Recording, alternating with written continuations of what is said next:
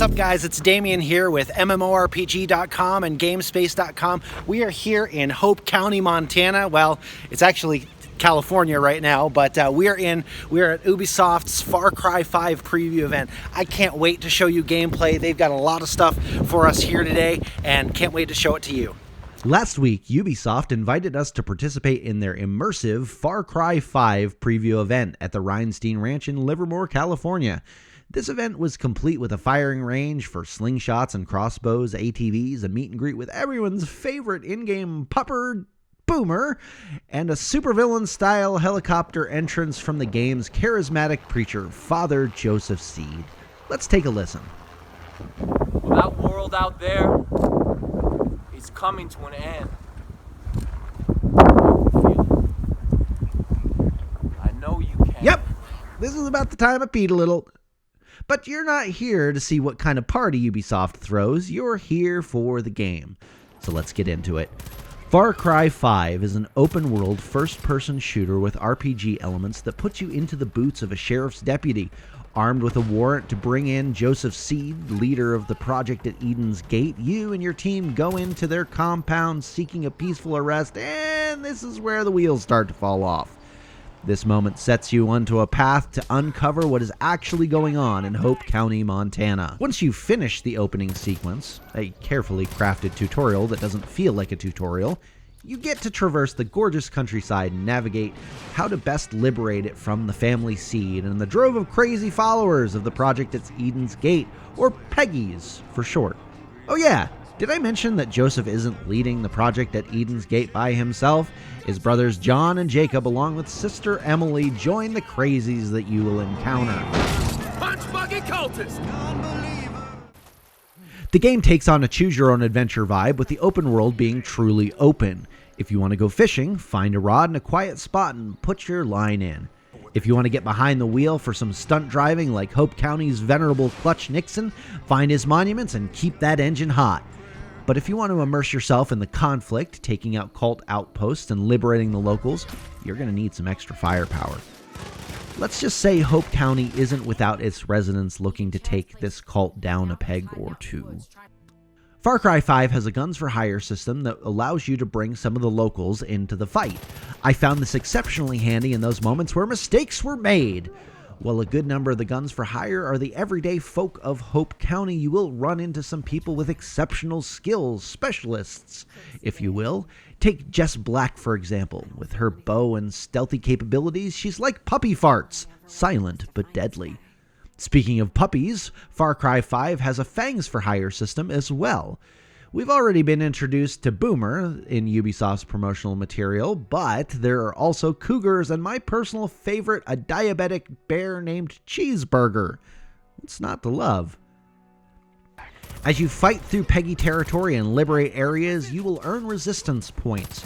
These points will cause you to draw the attention of that area's cult leader, and they will push back. And a close encounter with Jacob Seed that could have gone far better than it did, but I won't spoil that for you. The RPG elements continue with the perk system.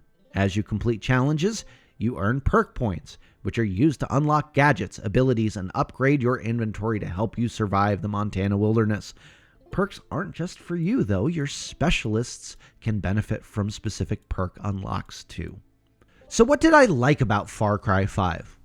I'll start with the most obvious thing. Far Cry 5 is a gorgeous game. The scenery is absolutely stunning. The rolling hills, babbling brooks, and dense foliage create a realistic facsimile of America's heartland. It's easy to get lost in the beauty of the scenery itself. But like nature in the real world, there are inherent dangers of standing around. There's wildlife that will come after you. Pro tip, watch out for snakes. They will bite.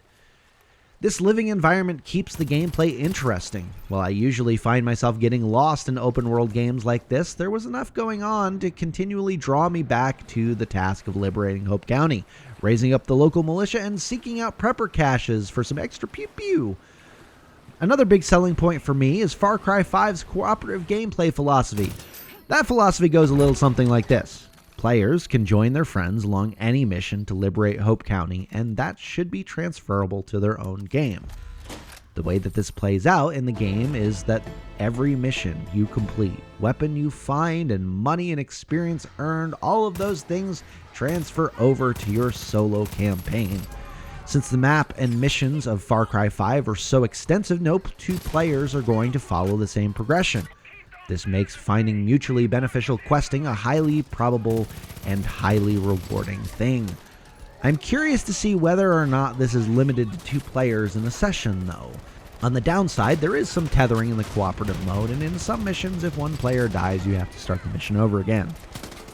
Finally, and I'll try not to share anything spoilery here, Far Cry 5 follows in the tradition of its predecessors by presenting us with really interesting characters.